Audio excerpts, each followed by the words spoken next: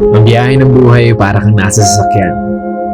Ang pagsilang mo ay parang pagpihit ng susi. Pag nangyari yon, isa lamang ang ibig sabihin. Umpisa na ng biyahe mo. Diretso lang ang tingin. Di ka pwedeng lingon na lingon. Matidisgrasya ka. Di ka pwedeng singit ng singit. Makakasagi ka. Antayin mo yung tamang tiyempo para makahataw. Pag andun ka na, hindi ka pwedeng pabagal-bagal. Mauunahan ka. Diretso lang ang biyahe. Di ka pwedeng hinto ng hinto o liko ng liko.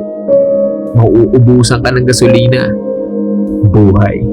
Asahan mo na pag malayo na ang narating mo, nadami na ang gustong makisabay at makisakay sa biyahe mo. Pero tandaan, hindi mo maaaring pasakay ng lahat ng gustong sumakay. Baka bumigat lang ang iyong paglalakbay. Sa madaling salita, matatagal lang ka makarating sa iyong destinasyon. Isipin mo na lang na maisasakay mo din naman lahat sila kapag nakuha mo na ang lahat ng dapat mong kunin. Tagumpay.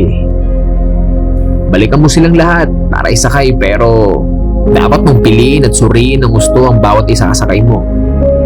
Dahil may mga sakay na habang pinagmamaneho mo sila patungo sa destinasyon ng tagumpay, pipilitin nilang baguhin ang ruta mo sa kung anong ruta nila nakasanayan. Pag nangyari yon, huwag na huwag kang papayag. Dahil pwedeng yun ang rutang tinahak nila, kaya hindi kayo nagkita sa destinasyon ng tagumpay. Kung gusto talaga nilang pumaroon sa rutang gusto nila, hayaan mo silang bumaba sa sasakyan mo. Katapos nun, move on. Diretso lang ang biyahe. Diretso lang ang tingin. Ikaw rin, kung lilingon-lingon ka pa sa kanila, alam mo na ang mangyayari. Tandaan mo, ikaw ang may hawak ng manubela. At ang manubelang yon ay buhay mo.